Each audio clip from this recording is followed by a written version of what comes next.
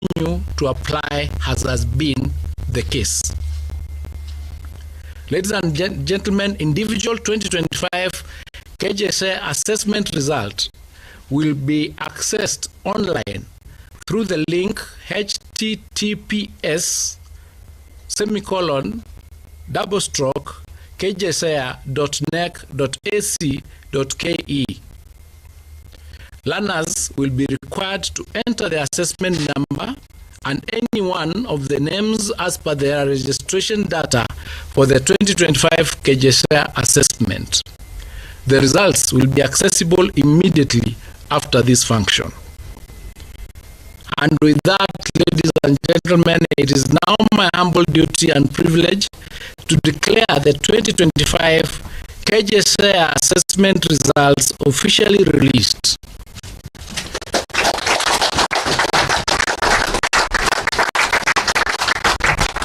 And I wish all the learners and their families success in their future endeavors. Merry Christmas and Happy New Year. Thank you. Mungu awabariki. Asanteni.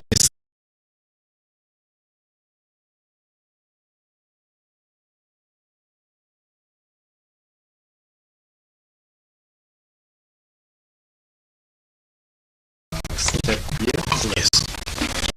Ceremonial hand over the results. Yes.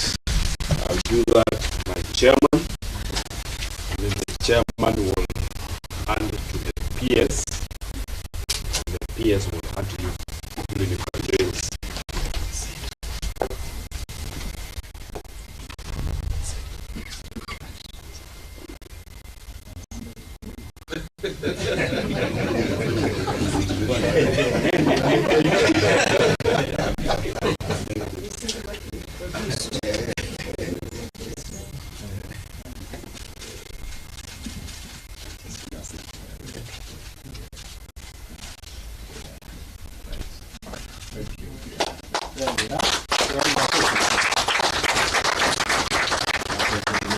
Thank you. There's a document in here that will be given just now. It has all the information that you require to answer all the questions that you might have related to this exercise. So thank you very much for participating in this exercise. We really appreciate it. If there are any questions, you can take any clarifications, you can do that.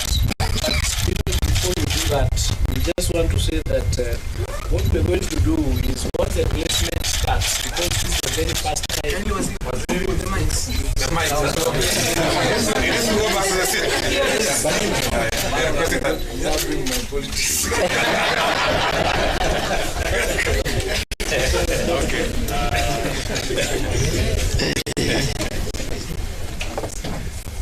So as we take our seats, I also want to announce that Kneck has its call center open.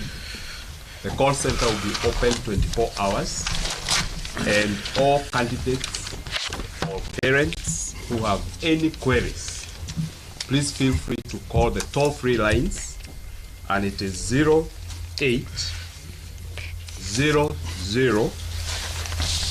724 900 or 0800 721 410. So in case you have any query, please call that. It's a toll-free line, and there will be a Kneck officer to answer your questions. Thank you.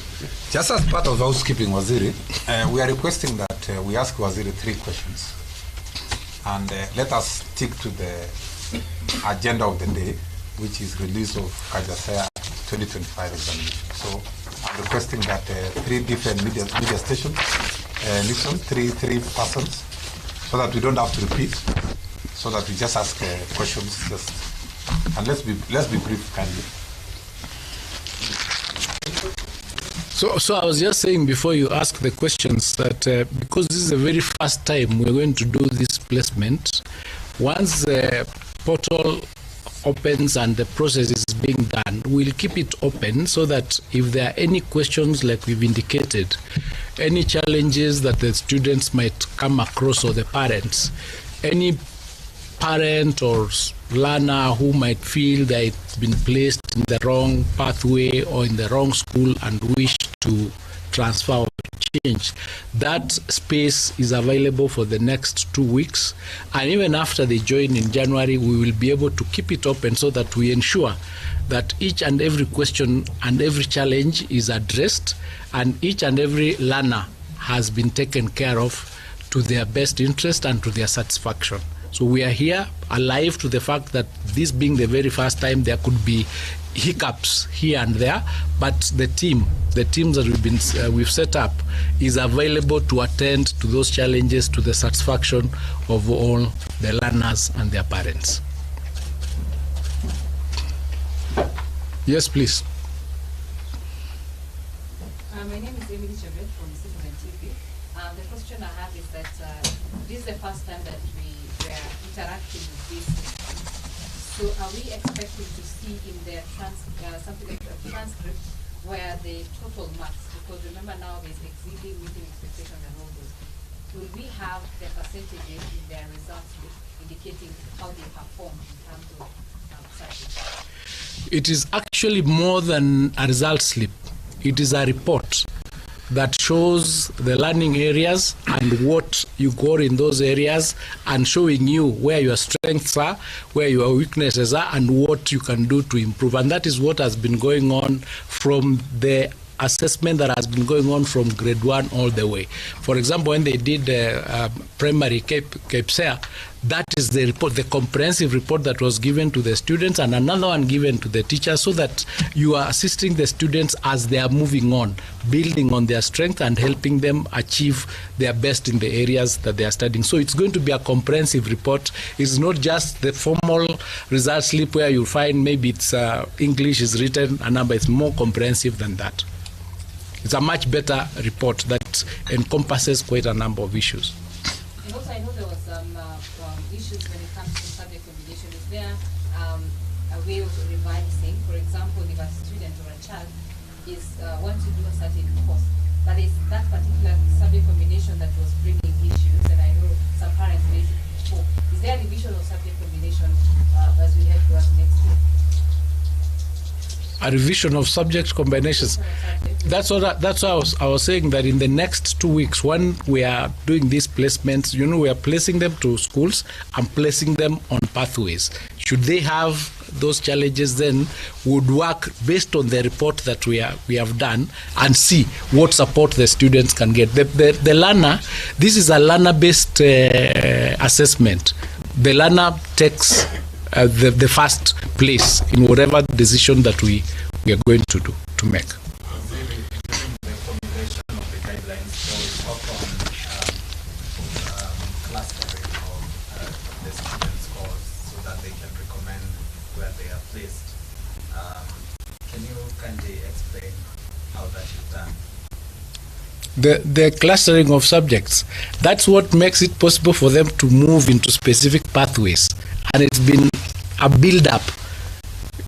As I said, the KPSEA, they had 20%, KJSEA, they have 20%, and the assessment that we've just done, 60%. So with that, it is possible to determine where is the strength of the child or the learner, so that the build-up helps them take what their competencies are and where their interests are. The difference between this system and all the other systems is this. Because we've been doing an assessment of the child and navigating through what they've been doing, you can't, for example, find a child who was doing so well in maths now ending up doing so badly. There could be now a question as what happened. Or where a child has not been doing too well, all of a sudden you find now this is an A student. So it helps to ensure that you are progressing in your area, and we remove those issues. That's why we have no issues of cheating, we have no issues of that, because you are built up. It's easy to determine where the competencies of this child is. 360. So that somebody, that's how you're able to say somebody just didn't come out and become all of a sudden an A student, and they have not been. So this building up means that you are schooling adds value to your end results. Thank you, Jared. Last question. Explain how a parent, what process they undergo to want to maybe change the placement of the student, and also with the KCPE, we had students who maybe felt they didn't do well and they want to repeat. In this case, would they, do they have space to come back and do this assessment?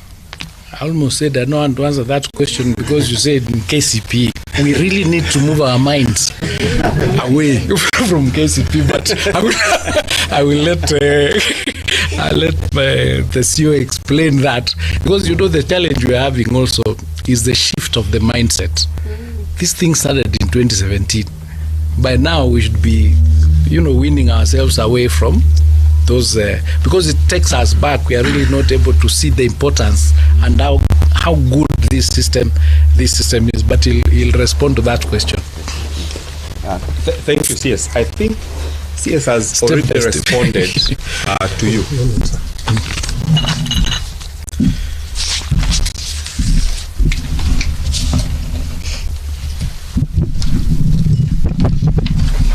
Thank you, CS. I think CS has responded to your question, because if we use our understanding of 844 to explain competency-based education, we will have a challenge. In the first place, in 844, when the child was leaving class 8 and therefore start KCPE,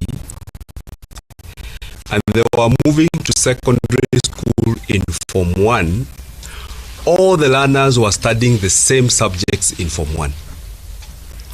And which means, therefore, all you needed, and they all sat the same subjects in KCPE, all you needed was a total score out of 500, and then place the learner in a national school which required 400 marks, or an extra county school which required 350, and so forth and so on.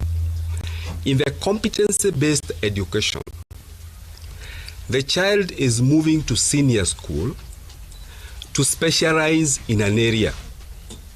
Therefore, they don't need this aggregated score. What they need is to know, what is my strength in the subjects that I'm going to pursue in senior school.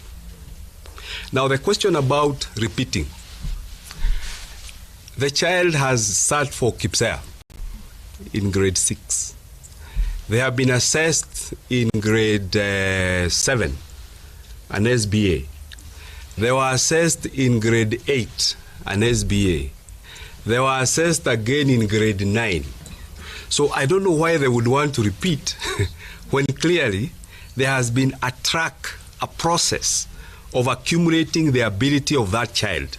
And since the spirit of these reforms is to nurture every learner's potential, everyone has an opportunity in senior school to specialize in the area where they are good at. So I don't think it would be fair to keep the child again in grade 9, and yet they had already demonstrated their abilities for over a long period of time. That would be my response to that, CS. Thank you. And the PS has something to say. Maybe you can move on.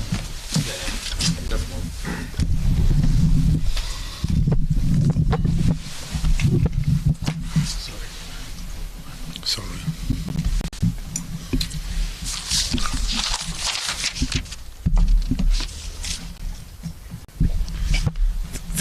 Thank you very much, Waziri, for that clarification.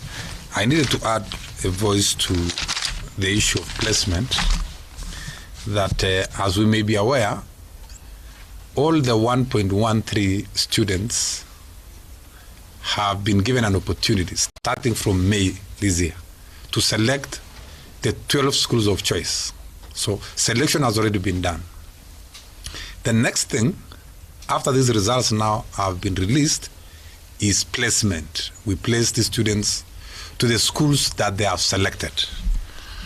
And for us to be able to place these students equitably, we have adopted the CRA formula of revenue allocation to be able to distribute as fairly as possible students from across all counties in all the 4 categories of schools.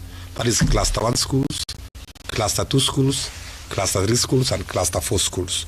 So that formula, as you are aware, takes care of the population, the size, poverty, and such other components. So that is the formula we have adopted so that we are as fair as possible, so that a child from northern Kenya can be able to access or get an opportunity, same as a child in maybe western, to join a school in Nairobi or any part of the country. And our position is, by next week, all the students should have known where they have been placed, after which we shall have a 5 days window for revision if they want to revise based on maybe changing preferences, consultations with parents and relatives and so on. We shall give them a room. We shall give them a room of 5 days to make revision, just like the way COOPS gives opportunity to university students to revise their choices. We shall give learners an opportunity to revise their choices based on the results that we have released today. So the process will be seamless, and we are hoping that by Christmas, every learner should know which senior school they are joining. And by 12th of January 2026, we expect all these learners to report to school. And our expectation is 100% transition. Every child will get an opportunity to move to the next level. Why are we saying so? We have 1.1 million learners against 1.5 million declared positions in senior school. So we have 400,000 extra spaces in senior school. So we don't expect any problem at all in terms of 100% transition. Thank you, Wazir. Thank you.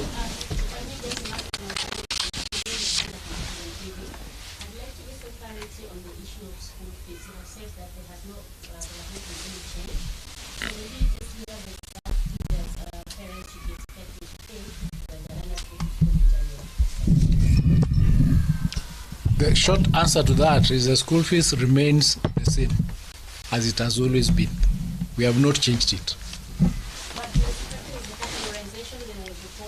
No, there is no change. That's, you know, the Alliance High School is still Alliance High School, whether we call it Category 1 or a national school. The fact that we've changed the name doesn't change the fees. The fees remains the same. Thank you. Thank you, sir. For the information, may I ask Ahmed Mutanga to say the final prayer?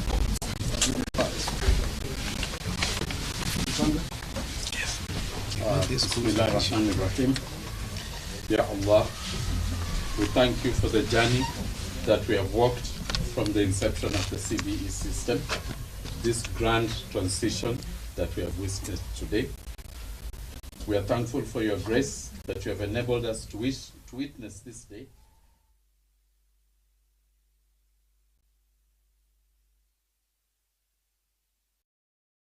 It's beginning to look a lot like Christmas.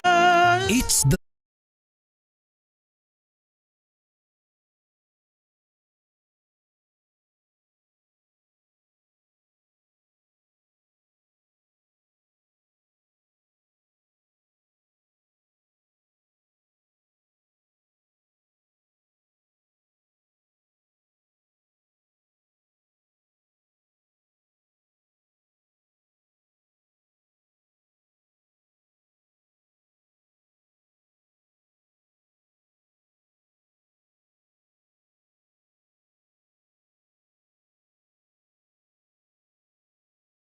fanyia kazi yale maji, ukafanya kazi yake, ile ardhi ikaotesha yale mazao ambayo itakuwa mimea iliyopandwa. Huu ndio mfano wa moyo wa mtu muumini, moyo wa mtu Muislamu halisi. Yeye akisikia yale mawaidha, akisikia maneno ya Mwenyezi Mungu na mtume wake, hupata nafasi yale maneno yakaingia katika moyo wake, hupenyeza.